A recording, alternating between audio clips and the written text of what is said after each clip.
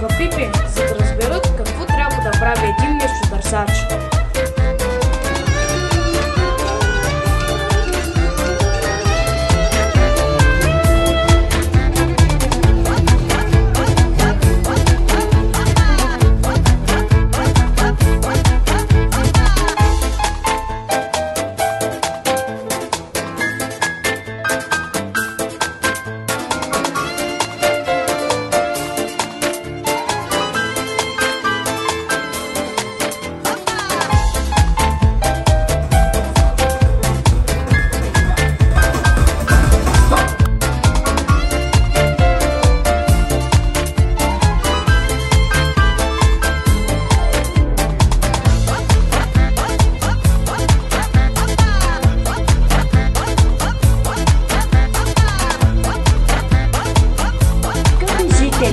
Приятели и гости на град Кръм, приветствам ви отново, добре дошли на нашия празник.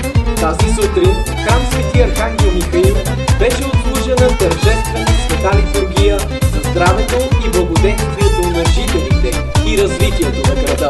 Към този благослов се присъединяваме и ние, участниците в празничната програма, и ви пожелаваме здраве, мирни и спокойни дни.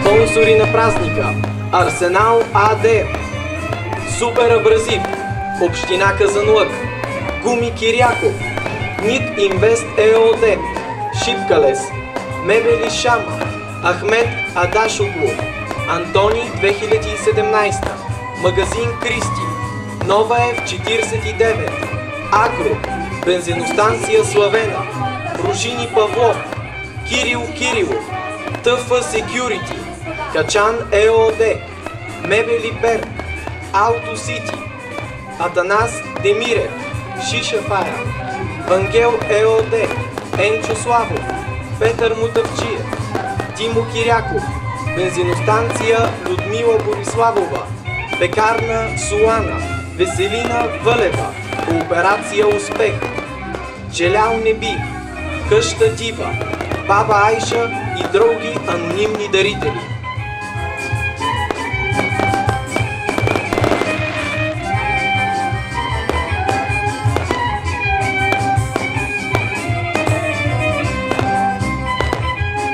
Скъпи съграждани, уважаеми гости на град Кръм, приятели! Щастлив съм да ви поздравя с празника на града и да видя толкова хубави и усмихнати хора днес. Празникът събира роднини, близки, приятели, хора от близо и далеч, такива, чието корени са тук и тези, които избраха да живеят и да отгледат децата си тук, защото Кръм е чудесно място. В сърцето на Розовата долина място пълно с история и традиция. Работим усилено да става все по-хубаво и спокойно, уредено и споминък за всички.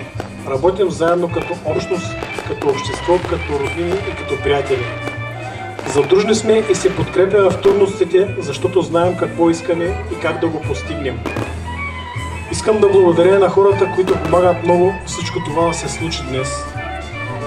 На първо място с местна коалиция Алтернатива на гражданите и господин Николай Бушев, които я подкрепят още от самото начало.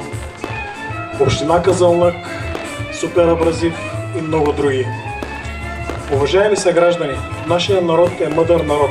Знае, че след усилено време идва време за празник, за радост, за надежда и за вяра в бъдещето.